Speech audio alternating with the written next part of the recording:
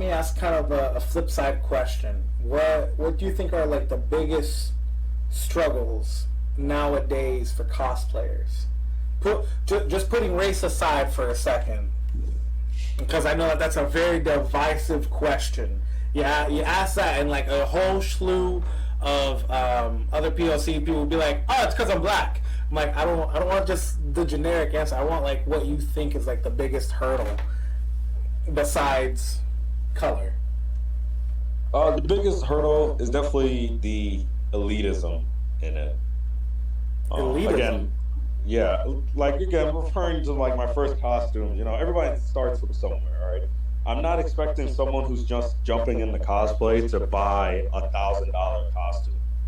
Yeah. Because to me, who's been in the hobby for 7 years, I will justify that price if I deemed it worthy. I Yeah. know at this point in my career, what the materials are, what the labor are, this, that, and the third. When I try to explain to some of my friends who are like, "Oh, what you do is so dope, I want to jump into it," how much for like maybe a Master Chief helmet? And sure, you can go on Amazon, you can get the cheapest one, but I'm more of a quality kind of guy, so if I see a helmet that's maybe $300 or $400, I think to me that's a good price entirely.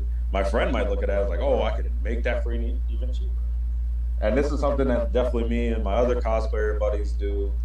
And we just kind of, we always talk about it too, because a lot of people who I'm friends with decide to make their cosplays instead of mostly buying them.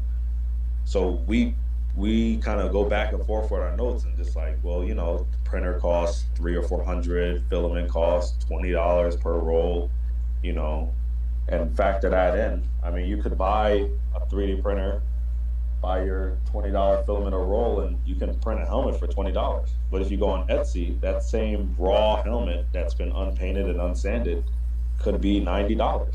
And that's okay because that's just the market of, that's just the commission price of it.